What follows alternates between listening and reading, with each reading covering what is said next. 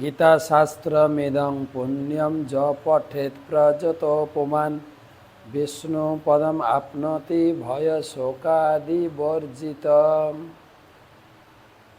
ভগবানের মুখ নিঃসৃত দিব্য বাণী ভগবদ্গীতার আশ্রয় করলে সমস্ত প্রকার ভয় শোক থেকে মুক্ত হওয়া যায়। চতুর্দশ অধ্যায় একাদশ শ্লোক।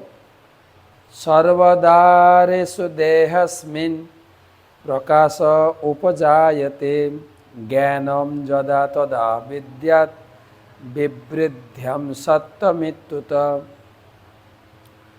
সর্বদারেষু দেহস্মিন প্রকাশ উপজায়তে জ্ঞানম যদা তদা বিদ্যাৎ বিবৃদ্ধ্যম সত্যমৃত্যুত।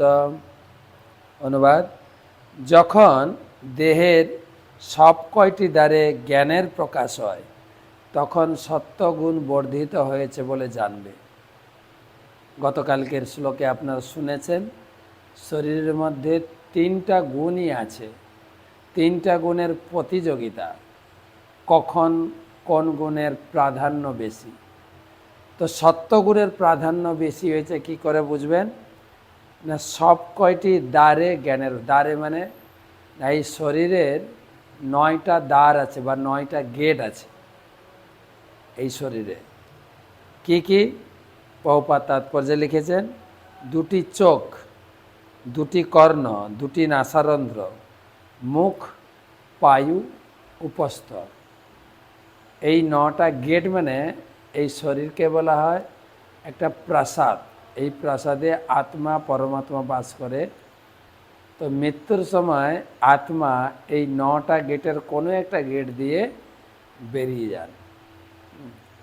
তো সেই জন্য গেট চোখ, কর্ণ, নাসিকা, মুখ, পায়ু, উপস্থ সব কয়টি দ্বারে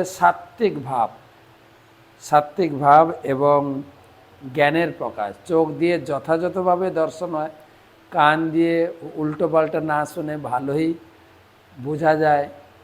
যখন সব কিছু সুন্দর দর্শন, সুন্দর উপলব্ধি, তখন সত্যগুণ অধিষ্ঠিত বলে জানে। সব কিছু শান্ত, নির্মল, সব কিছু ভালোভাবে উপলব্ধি করা যায়।